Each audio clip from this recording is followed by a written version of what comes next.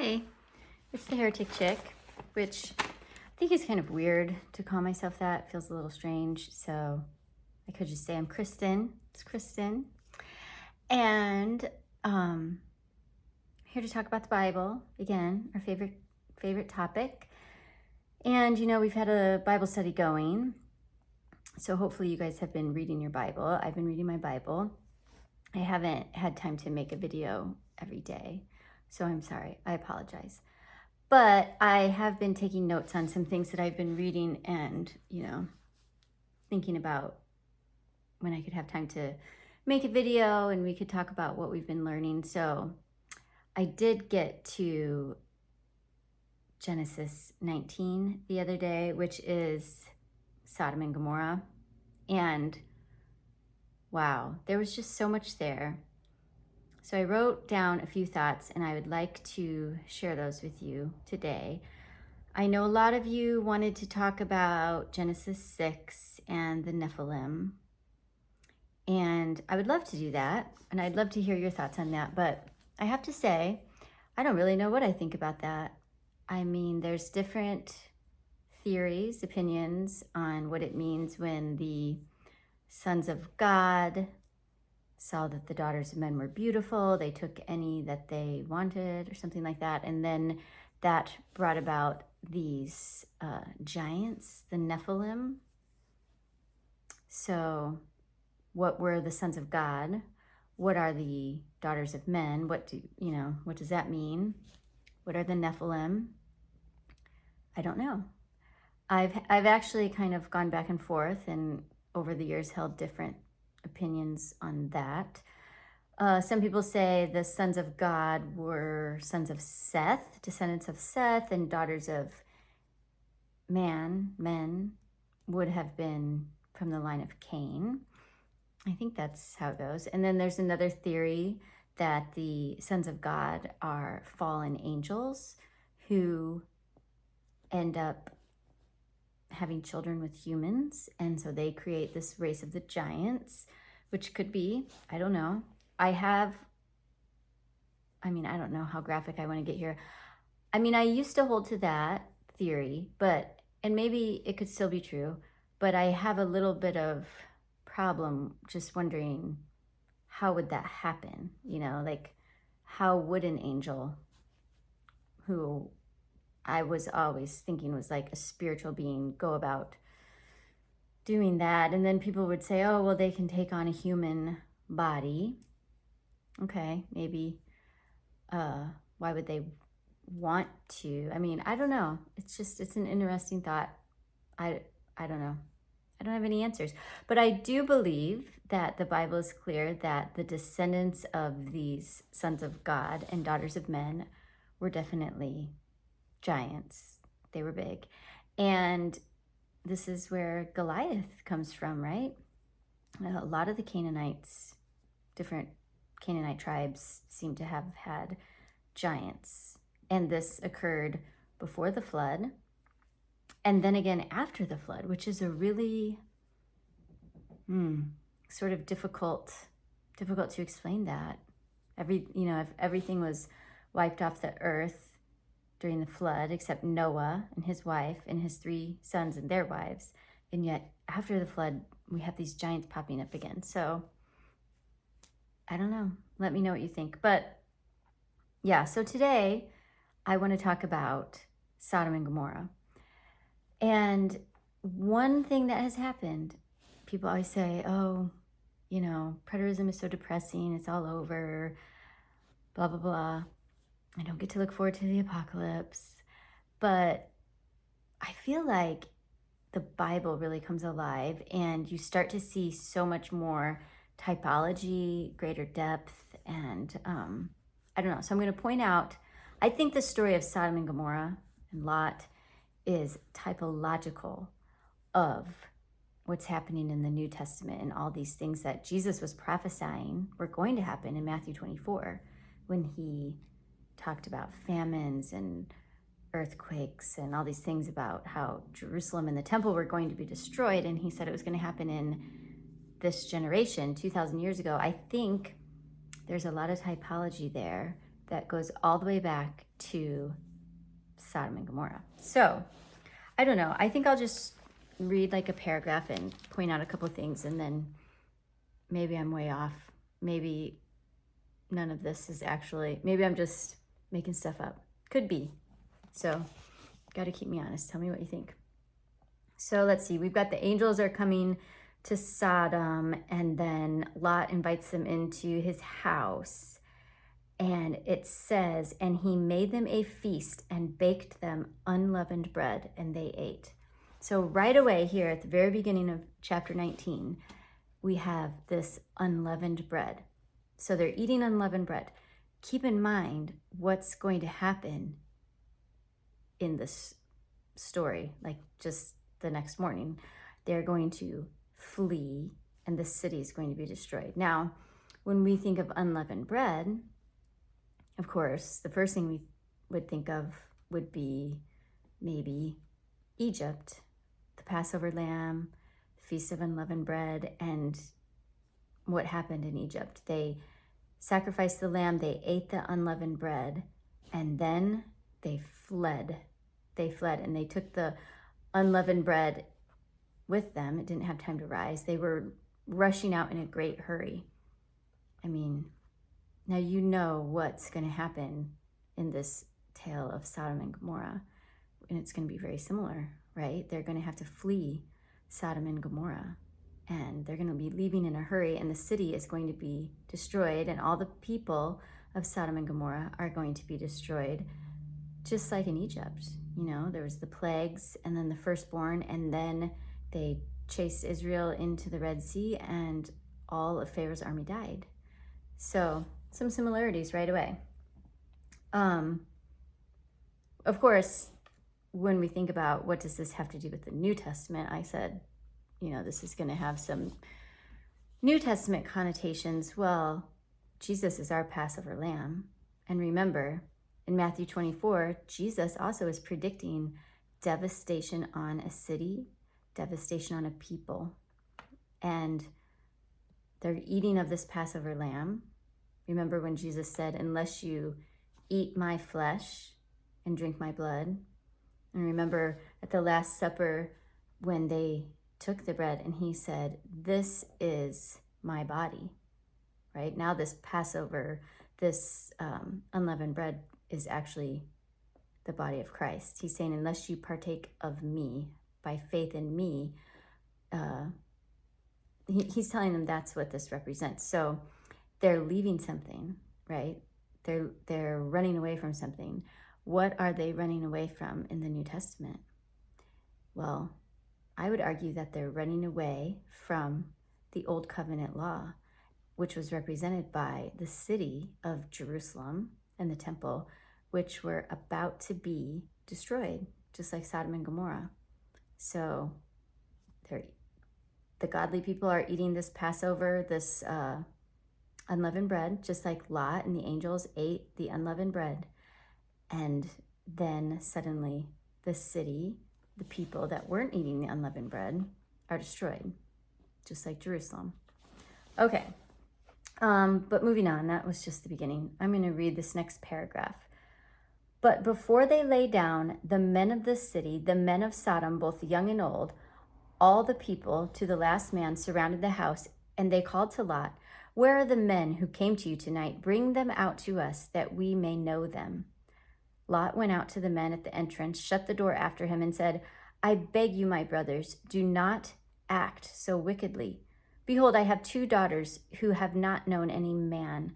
Let me bring them out to you, and do to them as you please. Only do nothing to these men, for they have come under the shelter of my roof. But they said, stand back. And they said, this fellow came to sojourn, and he has become the judge. Now we will deal worse with you than with them. Then they pressed hard against the man Lot, and drew near to break the door down. But the men reached out their hands and brought Lot into the house with them, and shut the door. And they struck with blindness the men who were at the entrance of the house, both small and great, so that they wore themselves out groping at the door. Okay, there's a lot in there to talk about. Let's see. Okay, First of all, they've surrounded the house, right? The men of Sodom have surrounded the house. Let's fast forward to the New Testament. Remember what Jesus said in Matthew 24? He's talking about the abomination of desolation being a sign of the end of the age. But in Luke, instead of calling it the abomination of desolation, he says, when you see Jerusalem surrounded by armies, then know its desolation is near. So yet again, we have these evil people surrounding the house or the city. This is exactly what happened in the first century, just like Jesus had predicted in this generation.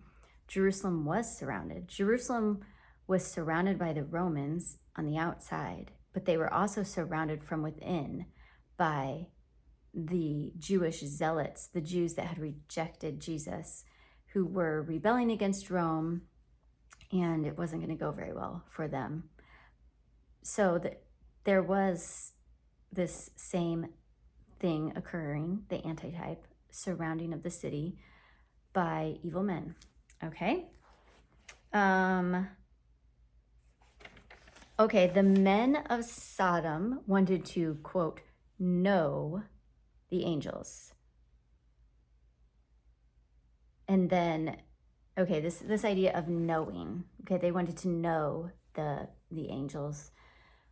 What does that mean? I think we all know what it means. It's not called Sodom for nothing. But this knowing, this is like a uniting of two things that shouldn't be united. And that just reminds me, and maybe this isn't right, but of in the first century, trying to unite this new covenant that Jesus was ushering in, right, with the old covenant. And so we have this whole struggle in the New Testament of people being drawn to Christ, but then being pulled back to the old covenant, right? Doesn't Paul say, what have you to do with idols? I don't think he's really talking about idols, like pagan idols, like Baal and that type of thing. I think the temple itself had become an idol for the Jews because they had chosen it over the Messiah. They had chosen the old covenant, the temple, the furnishings, the sacrifices over the Passover lamb, the Messiah, Jesus, the real deal. So instead of embracing the substance that had come, the real thing, they were holding to the form of it, the thing that represented it. Remember, this whole idea of the Passover lamb, that was just to represent what ultimately Christ would do on the cross. But they rejected Christ and they embraced the symbol, right? They embraced the symbol that was an idol. This whole temple system for them became their idol. So I know this is kind of a stretch, but I think there was this trying to unite, pulling people back from the new covenant and unite it with the old covenant, and they were not meant to go together. So, okay, that's where I went with that.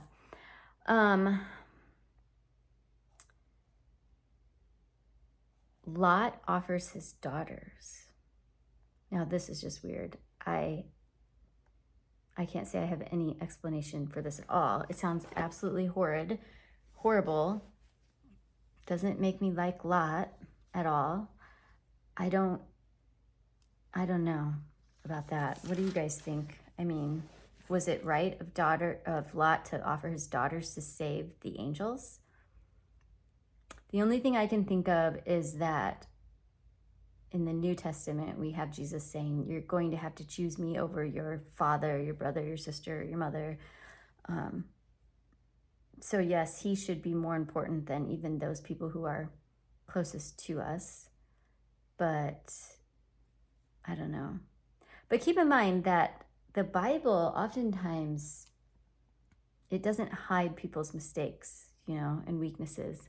It doesn't therefore mean that it condones them, though, right? So just because we have recorded here that Lot offered his daughters to these men does not mean that this is God saying that that was a good thing to do. So I don't know. I don't really have anything to say on that. Okay.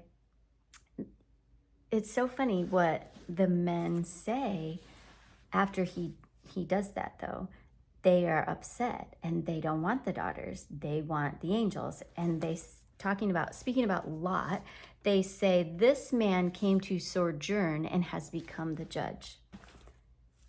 I mean, right away, you can see where I'm going with this. Who visited in the first century and became the judge? I mean, this is a clear reference or type of Christ. Jesus came here in the flesh. He wasn't meant to be here on the earth in the flesh forever. He was sojourning, it was a temporary stay, but he became the judge, and it made the Jews very angry. They didn't like it. So they tried to breaking down the door. Let's see. I wrote a reference in here, Luke 16:15. It said, I think this says, the law and the prophets were preached until John. Since then, the good news of the kingdom of God is being preached, and everyone is forcing their way into it. I always wondered about that verse, people forcing their way into it. So it's this idea that the kingdom had come. Jesus said as much when he said, it's here now. Didn't he say that to the woman at the well? He said, a time is coming and is now when the true worshipers won't worship me here or there, but in spirit and in truth. So this kingdom had come, and I think we had Christians by faith entering into the kingdom, but there were also these Jews who were trying to force their way in. And think even about the word force. It conjures to mind this idea of works, strength of man, force yourself in, rather than by faith through grace, right? They're trying to force their way in. And the Jews, I think, were trying to do the same thing in the first century, trying to force their way in through their works of the law, okay? But, so we have the citizens of Sodom and Gomorrah trying to force their way in. But they shut the door. And this reminds me of the ark. Okay, remember God's telling Noah there's going to be this huge flood. It's a catastrophe. It's an end of everything. And of course, the people at the time probably thought he was pretty crazy for building a boat when it hadn't even ever rained before. But then when it actually happened, here they are trying to force their way into the ark. Now, the Bible doesn't record that the people were trying to force their way into the ark. So I'm going to give you a little bit of like extra biblical stuff here. So it may or may not be true. You don't have to believe it. I just find it really super interesting. And I can't remember where I read it, if it's like the book of Enoch or Jasher, Jubilees or something, one of those. And it says that Noah built the ark, it started to rain, and the people started freaking out. They started to realize that, oh my gosh, we've got to get on this boat. And so they were beating at the door and trying to get in, but God had shut the door. So just like here we have Lot shutting the door, they're not getting in. And in the story I was telling you about Noah, it says that the animals, so it says let's say you have lions, it was like the female lion would bring her cubs, and the cubs would enter the ark, and then the mother turned and devoured, or all the animals, I mean, it wasn't just the mother lion, but that the animals devoured the people that were trying to get on to the ark. So I don't know, that was pretty crazy. But anyway, so we do have the door being closed. They're not allowed to enter. Then it says the Lord, oh, okay, wait, we have to read the next paragraph. We're getting ahead of ourselves. So let's see, where were we? Okay. The men said to Lot, oh no, okay, I don't need to read this yet. Okay, so then it says, they were struck with blindness, and they wore themselves out groping at the door. Okay, yeah. So this is exactly like Matthew 13:13. Let's look that up really quick. They've been blinded. I mean, I'm sure you can see exactly where I'm going with this. Matthew 13:13. Okay. This is the passage where the disciples are saying, why are you speaking in parables?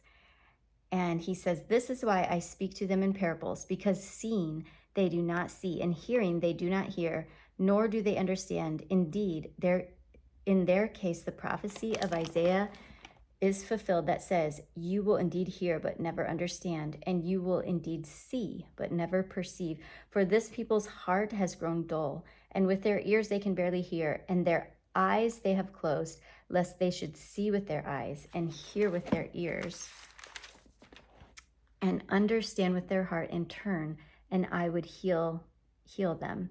But blessed are your eyes, for they see, and your ears, for they hear. For truly I say to you, many prophets and righteous people long to see what you see, and did not see it, and to hear what you hear, and did not hear it. Okay, so here again, we have in the story of Sodom and Gomorrah, these people going blind, being blinded, groping around. In the New Testament, we have the Jews, the Pharisees, they were blinded. They're groping around. Here's Jesus, he's explaining things to them, but they can't understand it. They can't understand it because they have been blinded through the hardness of their heart. So, oops, I lost my place. Now it's time to read a little more of the story of Sodom and Gomorrah. Okay. So then the men said to Lot, these are the angels he's talking about, have you anyone else here, sons-in-law, sons, daughters, or anyone you have in the city? Bring them out of the place. I mean, bring them out of the city. Is this ringing any bells in the New Testament? For we are about to destroy this place because the outcry against its people has become great before the Lord, and the Lord has sent us to destroy it. So Lot went out and said to his sons-in-laws who were to marry his daughters, get up, get out of this place, for the Lord is about to destroy this city. But he seemed to his sons-in-law to be jesting. Okay, so here they are. They're telling Lot, go get everyone who you love and get them out of here because the city is evil and the Lord is about to destroy it. This is exactly what Jesus was saying in Matthew 23 and Matthew 24. He said, upon you is to come in this generation, 2,000 years ago, all the blood of all the prophets from Abel to Zechariah. He, in Matthew 24, just continues to tell them how their city and their temple are about to be destroyed. And he warns the Christians to get out, right? He says, when you see the abomination of desolation, then flee, right? Then run to the hills of Judea, get out of the city. And the same thing's happening in the story of Sodom and Gomorrah. The city's about to be destroyed. Lot is told that it's time to go and to take out anyone who he loves. But isn't it interesting that to his sons-in-laws, he seemed to be joking? Think about that. Like, even the fact that it's the son-in-laws, right? They weren't actually part of his family, right? They were about to be married into the family. They could have been married into the family, but they weren't, because they rejected Lot's and the angel's warning. They rejected it and they were destroyed. This is exactly what happened to the Jews in the first century. They rejected Jesus and the Messiah, and to them, they thought it was a big joke. I mean, Jesus warned them, right? He said, your temple is going to be destroyed. Your city is going to be destroyed in this generation. But then when we get to 1 Peter, he talks about, in the last days, these scoffers and mockers will come saying, where is the promise of his coming? Right? The promise of his coming was coming in judgment against their city. So these scoffers and mockers are saying, this city will never be destroyed. What you have predicted isn't true. It's actually kind of funny to us. And this is exactly how it sounded to the son-in-laws of Lot. They didn't believe that it was actually going to happen. They did not believe that the city was going to be destroyed. So they didn't come, and they suffered judgment. Just like the Jews that rejected Jesus, that didn't heed his warnings, were destroyed in 70 AD when the Romans came, destroyed the city, burned it with fire. Okay? Let's see if I'm missing anything else there. They warned them to flee to the mountains, which is exactly what Jesus said in Matthew 24, flee to the mountains. The Lord was being merciful. It says that to Lot. They tell him the Lord is being merciful. This is what was happening in the first century. It's not like any of us deserved it, right? Nobody deserved to be saved, but he was being merciful to those who would believe. And okay, let's see. I think we might need to read a little more. Okay. As morning dawned, the angels urged Lot, saying, take up your wife and your 2 daughters who are here, lest you be swept away in the punishment of the city. But he lingered. So the men seized him and his wife and his 2 daughters by the hand, the Lord being merciful to him. And they brought him out and set him outside the city. And as they brought him out, one said, escape for your life. Do not look back or stop anywhere in the valley. Escape to the hills, lest you be swept away. And Lot said to them, oh no, my lords, behold, your servant has found favor in your sight, and you have shown me great kindness in saving my life, but I cannot escape to the hills, lest the disaster overtake me and I die. Behold, this city is near enough to flee to, and it is a little one. Let me escape there. Is it not a little one? And my life will be saved. He said to them, behold, I grant you this favor also, and I will not overthrow the city of which you have spoken. Escape there quickly, for I can do nothing till you arrive there. Therefore, the name of the city was called Zoar. It says Zoar means little.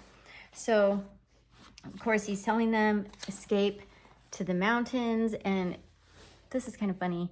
I don't understand why Lot didn't want to run to the mountains. He wants to go to Zoar, the city.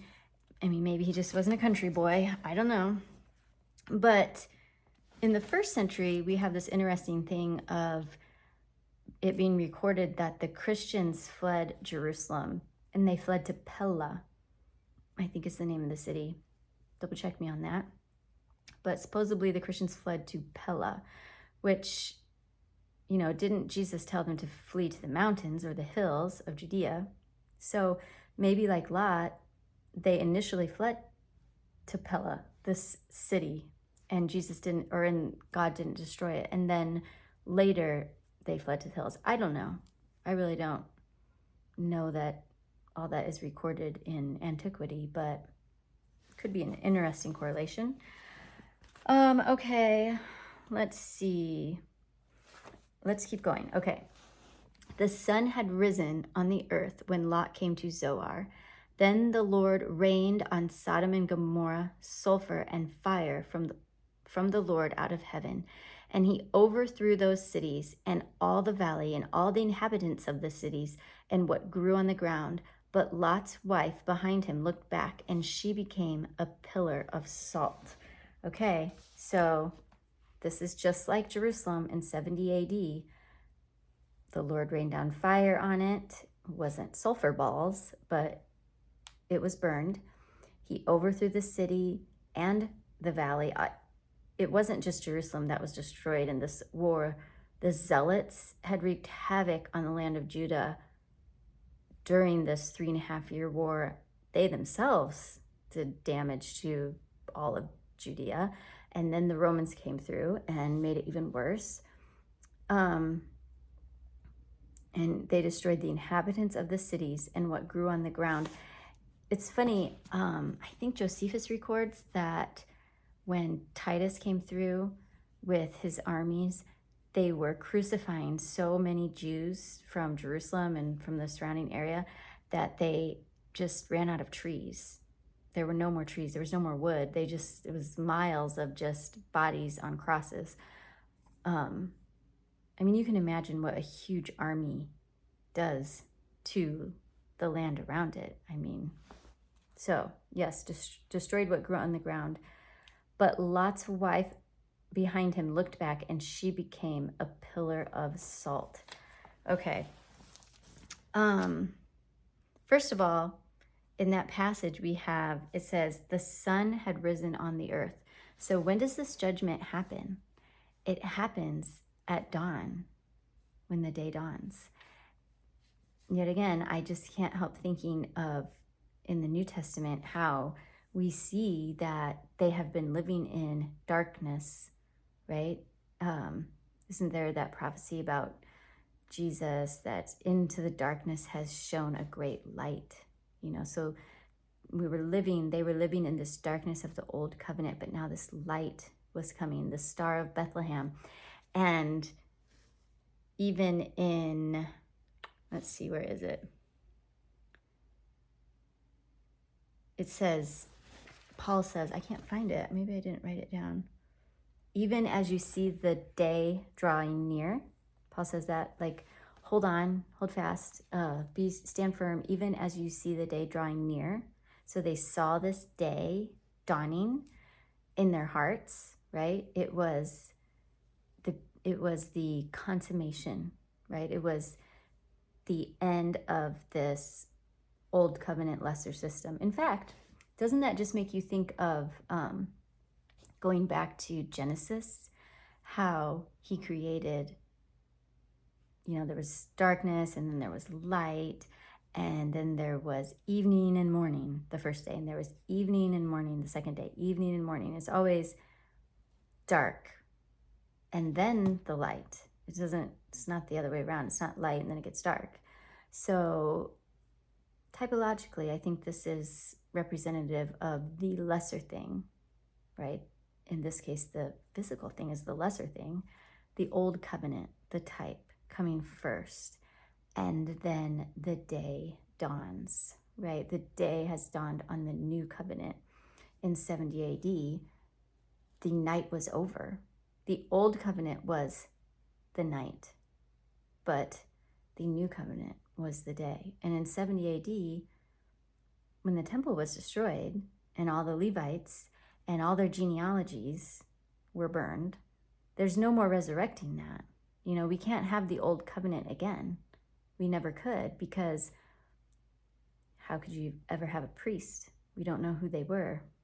There's no record of their genealogies. We'd have to just make it up. It would never be true or real or right. So we have to let that go and move on to the day, the better thing. So, and remember, in 70 AD, it was like a great thing for the Christians to be in this new covenant where they weren't being persecuted under the old covenant anymore. They weren't being beaten, imprisoned, flogged, murdered, having their property plundered and stolen, all those things. They experienced relief from that, but the unbelieving Jews experienced a judgment. Same thing in this story of Sodom and Gomorrah. Lot is rescued out of it, and he experiences relief, but the people that lived there experienced a judgment. So, and then Lot's wife, of course, looks behind. Oh, I did want to say, James 1:11. When we speak of the day dawning, let me see if I can find it. What is that?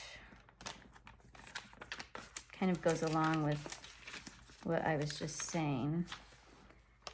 James 1:11. For the sun rises with its scorching heat and withers the grass. Its flowers fall and its beauty perishes. So also will the rich man fade away in the midst of his pursuits. why am I reading that? What's my point?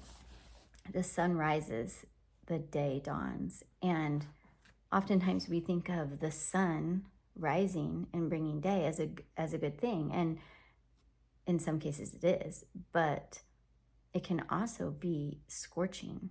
It can be withering. It can cause things to be scorched and fade and die. So that's just the same thing I was saying about how this judgment, this day dawning, was a good thing, and it is a good thing for us who are in faith, part of this new covenant, but it was a burning thing for the people that rejected it. Kind of reminds me of Jonah. Remember the story of Jonah? He is forced, he doesn't really want to, but he does, and he goes and preaches to Nineveh, and then he leaves Nineveh and he sits down and he's just waiting for Nineveh to be burned and judged. But they had repented, and God decided not to judge him or judge them. And while Jonah is sitting there, this vine grows up over his head, and it provides him shade from the scorching sun.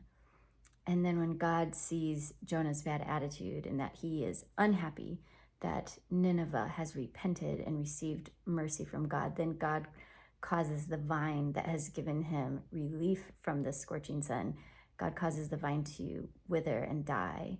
And now Jonah has to sit under the scorching sun. So day dawning can be good, can be bad, but usually it's when judgment happens, or in this case.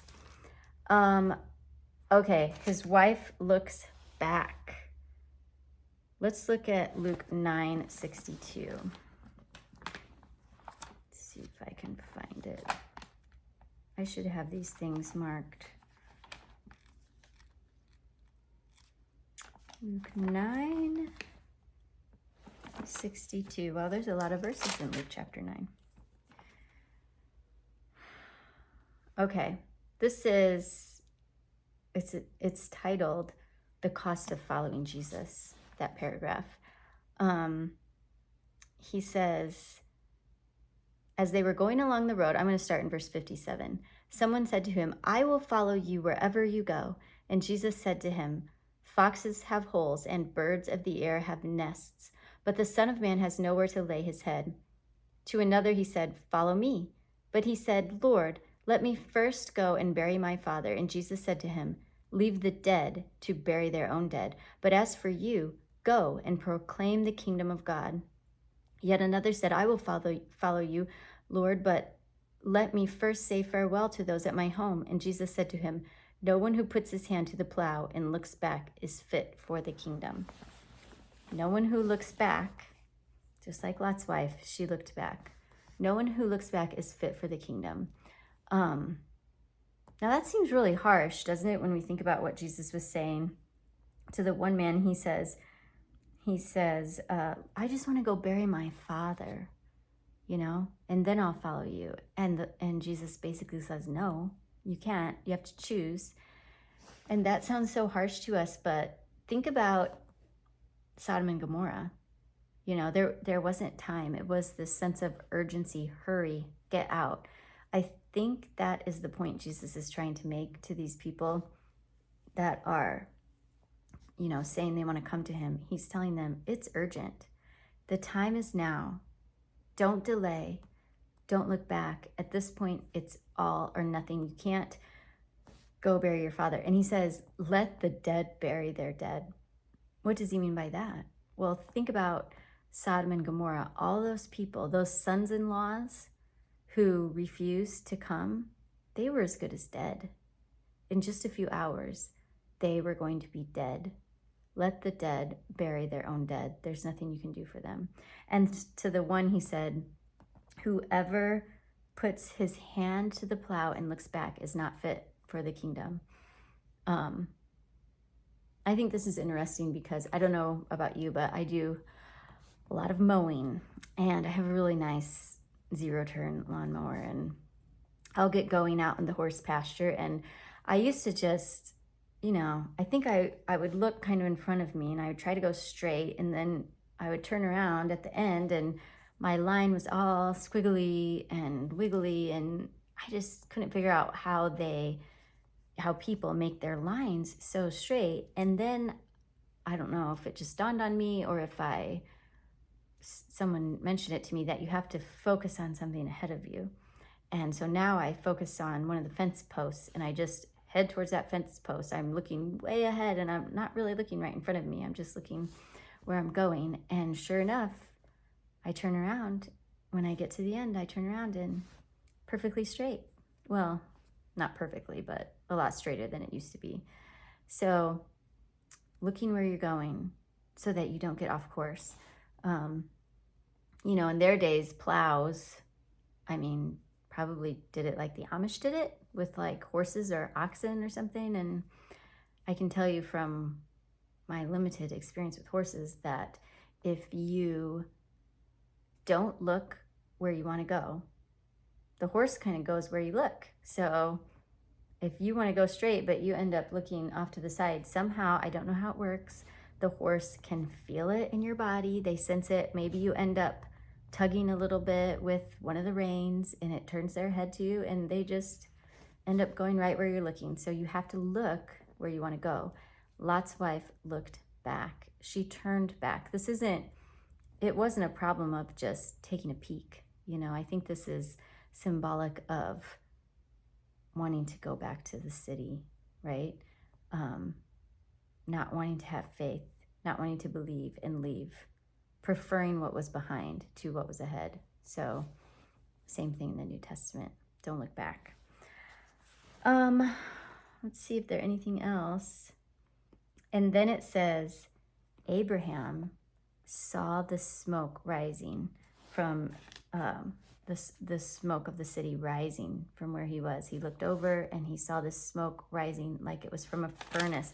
And that reminds me of Revelation 18:18. Let's see what that says. And all the shipmasters and seafaring men, sailors, and all whose trade is on the sea stood far off and cried out as they saw the smoke of her burning. What city was like the great city? And they threw dust on their heads and they wept and mourned and they cried. So they saw the smoke of the city rising. This is, in Revelation 18, it's judgment on the great city Babylon. If you haven't watched my video on, identifying who is Babylon, you should watch that, because Babylon is the city that killed the prophets and murdered those who were sent to her, which Jesus said was Jerusalem. So therefore, Babylon of Revelation is Jerusalem, Old Covenant Jerusalem. And this is a prophecy of the judgment of Jerusalem.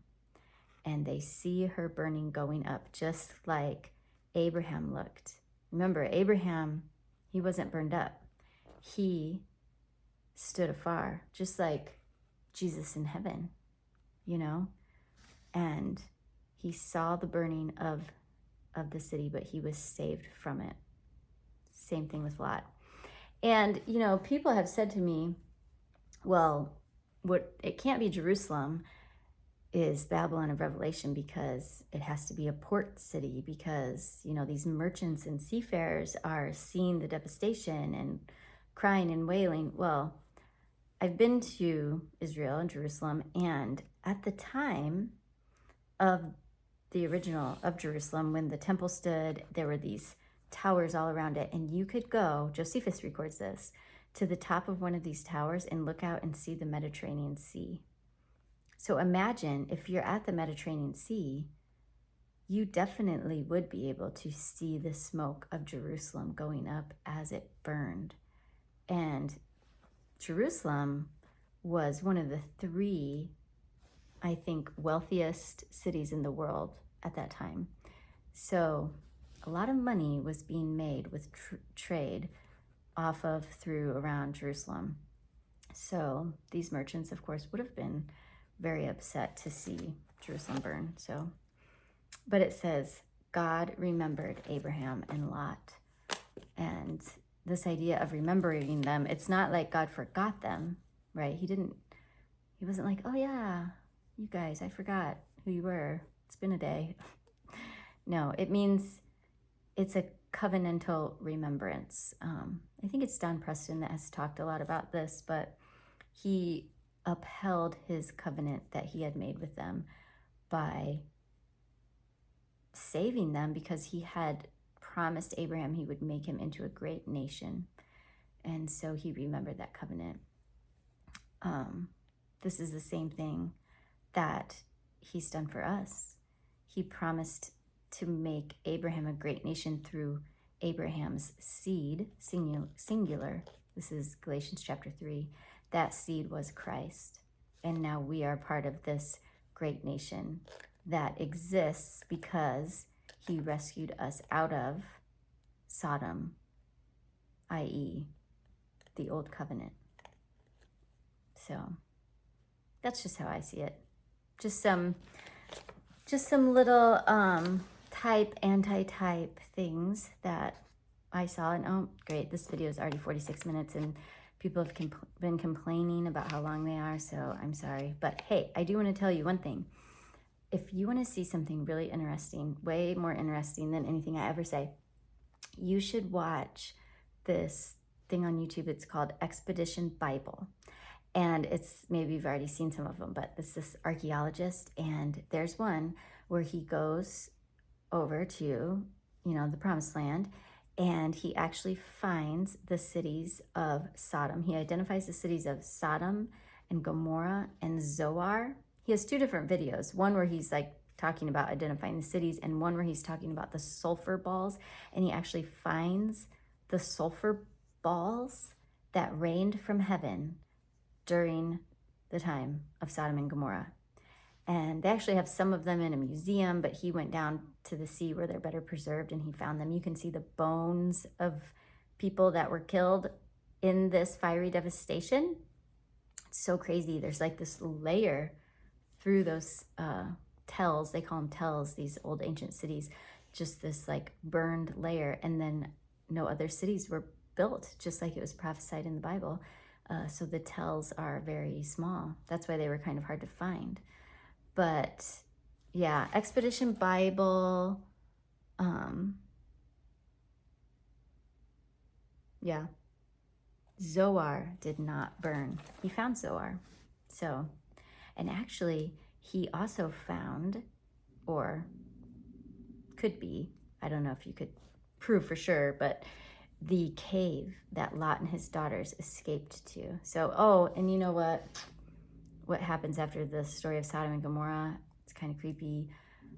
Lot goes into the cave, and then his daughters sleep with him and have children by their father. Yeah. But remember, God never said he approved that. It's just a record of what happened. And we're corrupt people and we do some pretty crazy stuff. So, okay. Well, I hope you're enjoying reading your Bible. I know I am. And I love the Old Testament. I love stories, So good. So much to learn. Okay. Bye.